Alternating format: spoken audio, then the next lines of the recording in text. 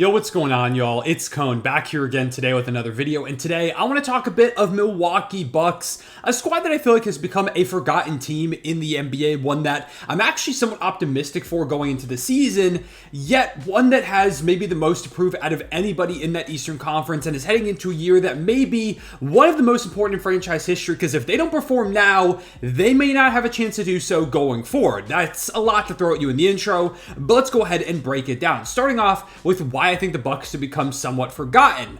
Basically, we've reached a point in the offseason where nothing is happening. Y'all know that, I know that. I've been struggling to find anything to talk about here on the channel, and so people are already making their predictions, I feel like a bit earlier than we typically see. That involves people saying, oh, who's going to win the West, who's going to win the East, who will win the finals, who's going to be in what seed in both of the conferences, and every time people talk about championship contenders, the best teams in the Eastern Conference, the Celtics, of course, come up, the Sixers and Knicks typically do, and then there's the Milwaukee Bucks, who definitely get mentioned in some of those conversations, but I feel like more so as a footnote and less so as a powerhouse, which is kind of insane to think about when you compare them to where we were last year with this squad, where late September, the Bucks added Damian Lillard, and before the Celtics added Jrue Holiday, making a big move of their own to kind of counter the Bucks move.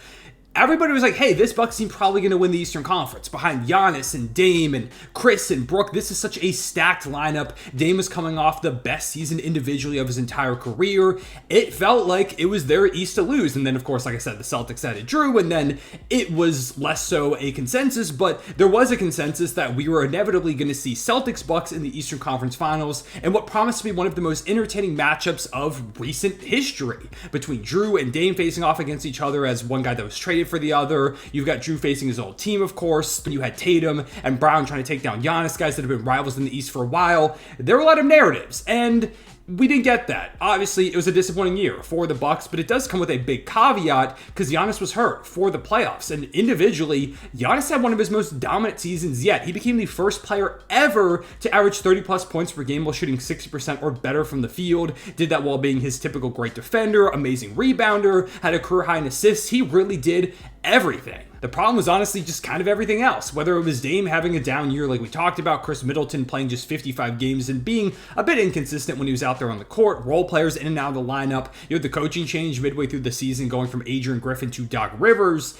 There was a lot going on with the Bucks, but in the playoffs, despite not having Giannis, the Bucks did force a really good Pacers team to 6 games, and the other guys looked good. The guys that didn't step up a lot throughout the regular season, whether it was Dame averaging 31, 3, and 5 while shooting 42% from 3. It was Khris putting up 25, 9, and 5 on 48% from the field. Brook Lopez dropping 18 points per game on 60% shooting. Like, they really performed, those extra guys. And if Giannis was in that series, a guy who dominated the Pacers a lot of games throughout the season, I feel like they would have had a real path to the second round. And with the Knicks being pretty beat up and injured all throughout that playoff run, they could have ended up in that Eastern Conference matchup against the Celtics. Now, I don't think they win that matchup, but they could have put up at least a little bit of a fight. With Giannis in the series, I'm never going to count them out, especially if Dame and Khris continue to play the way that they were in that Pacers series.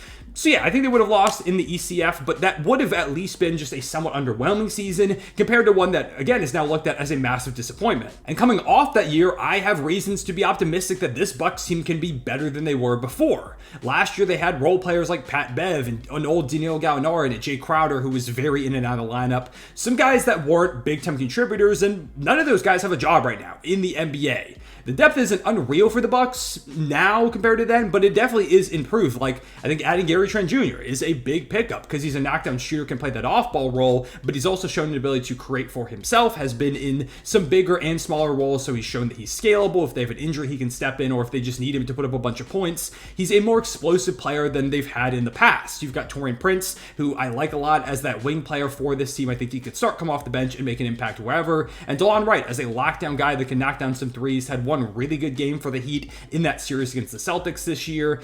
I think they did a great job with the limited ability to maneuver this roster that they had.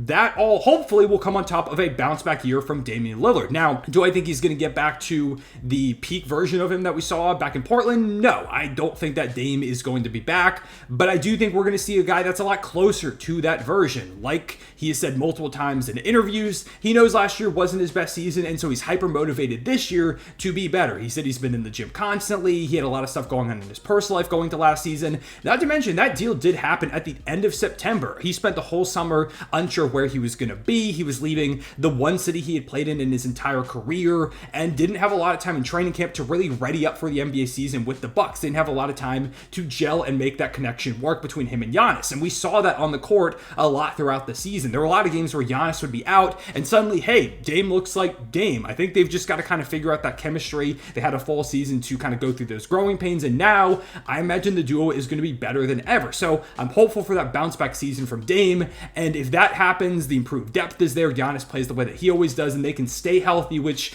is a concern with Khris and Brook Lopez in the lineup at the ages that they are. They could be a powerhouse, and I think there is a world where they can compete to win the Eastern Conference, which is very, very important because obviously Dame's not getting younger. Khris, Brook, like they do need to win relatively soon, and in my opinion, this is in itself this season kind of the make or break year, because while I do think they can be really good and people might regret how much they're sleeping on them, it's definitely not a guarantee. And amongst all my optimism, there is a reason to also be somewhat skeptical of the Bucks, and if this year doesn't go their way, very quickly this roster could come crumbling down, because while I do anticipate the Dame bounce back, he is 34 years old. As a smaller guard who spent a decade plus shouldering heavy offensive loads for a number of Portland teams, and last year with Milwaukee trying to do his best, maybe we just are witnessing a bit of a decline. Even if he is better this season, how good does he need to be to help them win the championship and defeat some of the powerhouses in the East, a conference that has definitely improved since last season?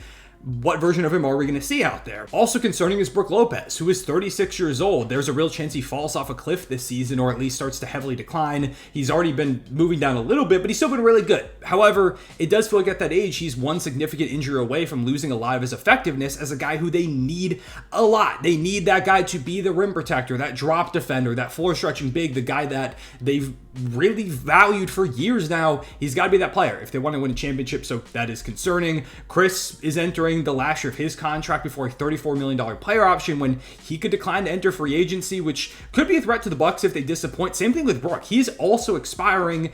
If they have a pretty bad season or don't really meet expectations, one or both those guys could walk for greener pastures, or maybe just a bigger payday if the Bucks aren't willing to offer them that much, especially if they deal with injuries, if they show signs of decline. The Bucks might think there's a better path out there for them, and while there might be, I do feel like the ideal scenario is performing well this year, keeping the continuity with Khris and Brook Lopez, and figuring this thing out. Although Khris, again, has been very injury prone, so maybe re-signing him isn't the best. He might decline, and if you've got a lot of money tied up with Khris, suddenly how do you improve this roster around Giannis and Dame, even if they're playing well? So that's a big decision they're going to have to make between those two guys. Also, a decision has to be made on Bobby Portis, who is a player option this summer that he very likely will decline to go after his first big payday.